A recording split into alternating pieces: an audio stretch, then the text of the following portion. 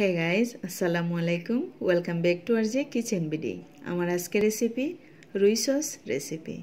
আশা করি আপনাদের ভালো লাগবে। আমার সাথেই থাকুন। নিয়ে নিচ্ছি রুই মাছের টুকরোগুলো। আমি ঠিক এইরকম স্ট্রাইপ করে কেটে নিয়েছি।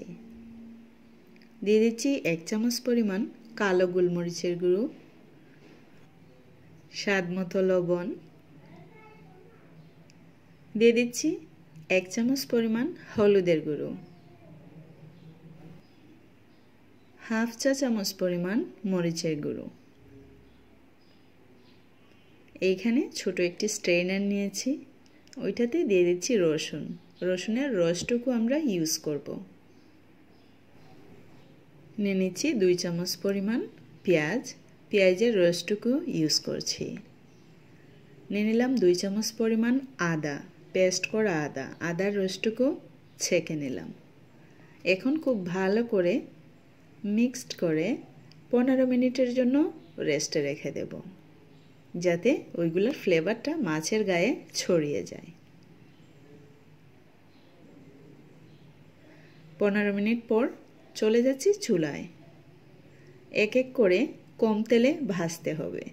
আমরা ঠিক যেভাবে খাই মাছ ভেজে, ঠিক সেই রকম একটু কড়া করেই ভাজতে হবে।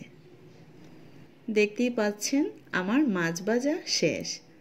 এখন একটি প্যানে দিয়ে দিচ্ছি 4 টেবিল চামচ অলিভ অয়েল। যেহেতু আমরা রুই সস খাবো, সেহেতু অলিভ অয়েল ইউজ করাটাই বেটার।